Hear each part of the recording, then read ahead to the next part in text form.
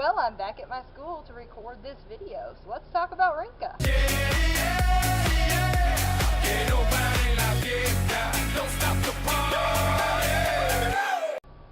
So, Renka, at least I'm assuming that's how you say his name from this book. It's like R-E-N-K-A. Maybe it's like Renka? Renka? Japanese mangas, I can't pronounce your names! I can't! Well, enough about his name.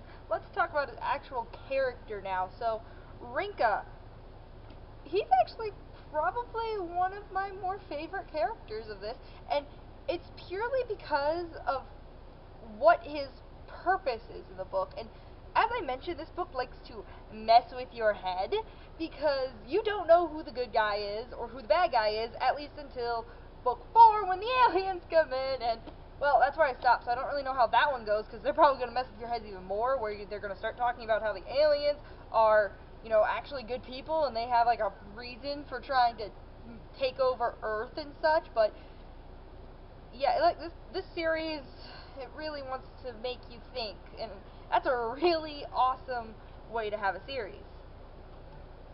But Renka is pretty much a Kabura younger.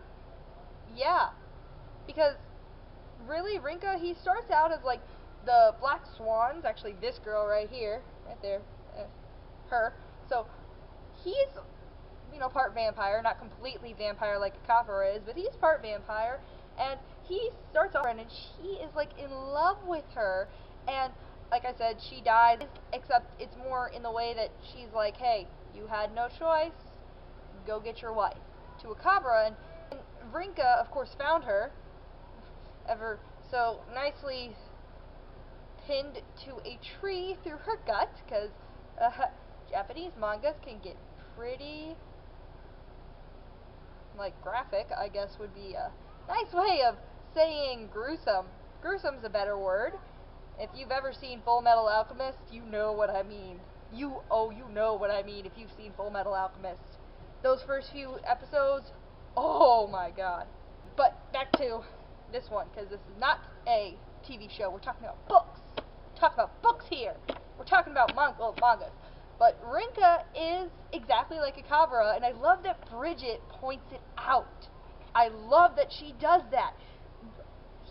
Partly through, she's like, will you stop being so mad at him? And he's like, well, why would I do that?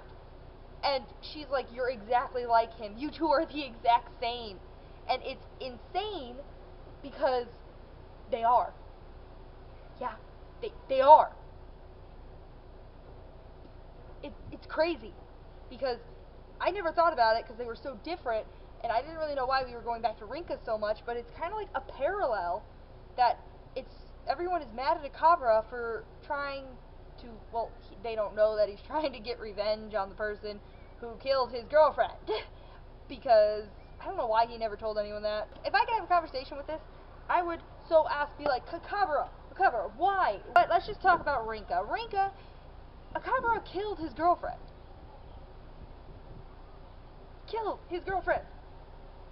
Kabura, well, his future wife at that point, when I guess his girlfriend died, his future wife killed his girlfriend. And guess what?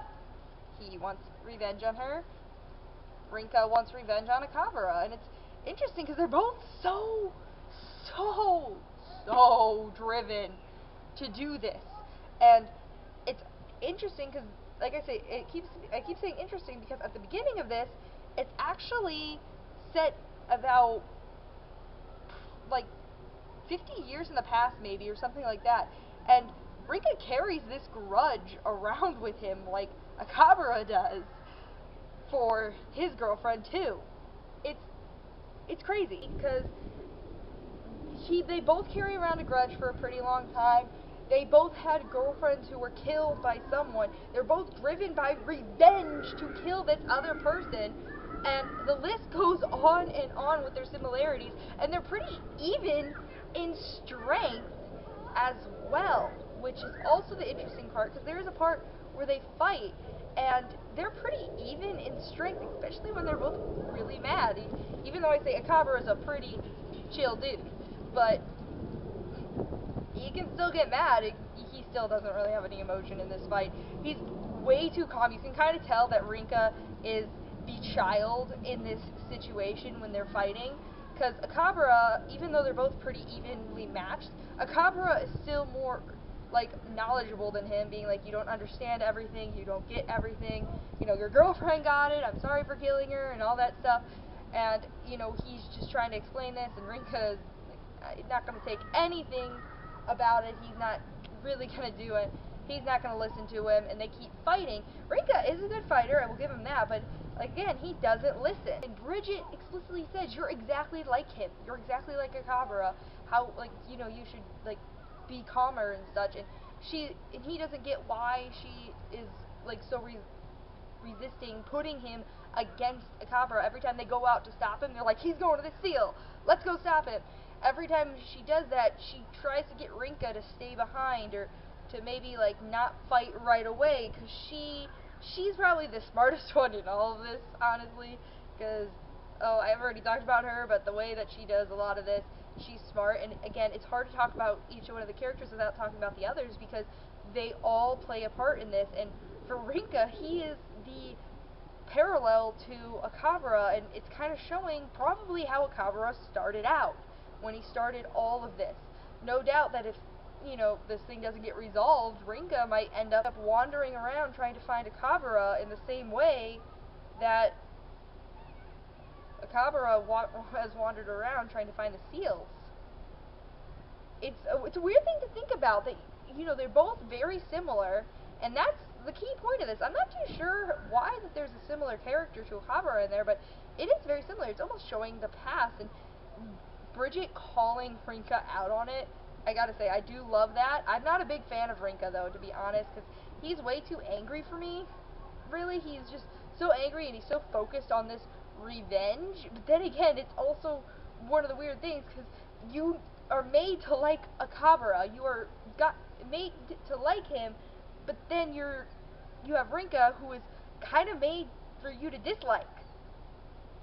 Yet they're both pretty much the same. It's very strange.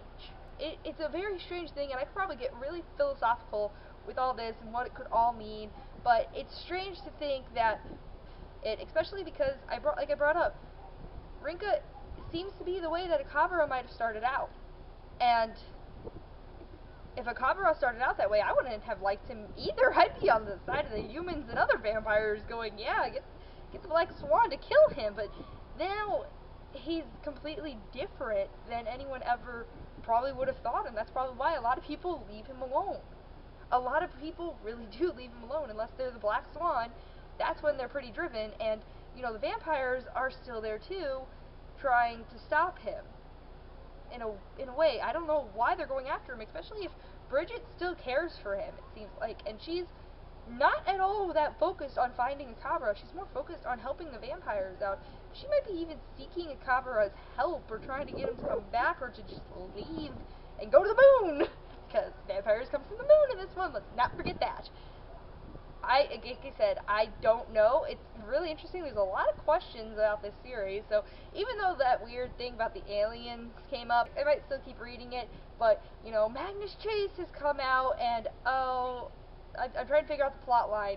You guys will get a plotline video for Magnus Chase as a side note, but all in all, Renka, I don't like him, yet it makes me think, if this book would have started back after Akabara left his kingdom of night and day pretty much on its own, would I have liked Akabara? I probably would have been very, very mad at him, just as I'm mad at Renka for being this obsessive over, well, everything. So it's something interesting to think about, especially if you've read it, and it's just a philosophical thing where it's like, over time, can people actually change, and you can grow to like someone, or even completely like them, because you know that they, even if you don't know that they were like someone you did not like when they were younger. It's a weird philosophical question. I don't even know if it's philosophical. It could be psychology-based question as well. If we saw Akabara from when he was younger, would we have, you know, liked him as much? Well, I still like him, but would we have liked him as much? I don't know, because we don't get that. But all in all, it's pretty awesome. It's pretty amazing, and it's cool. Now, as I promised, here is something that my friend made me. Yeah, my friend made me. She drew me this. It's awesome. It's kind of Percy Jackson based thing. Funny story about that. See, she was sick when she was reading The Lightning Thief because I got her to read it.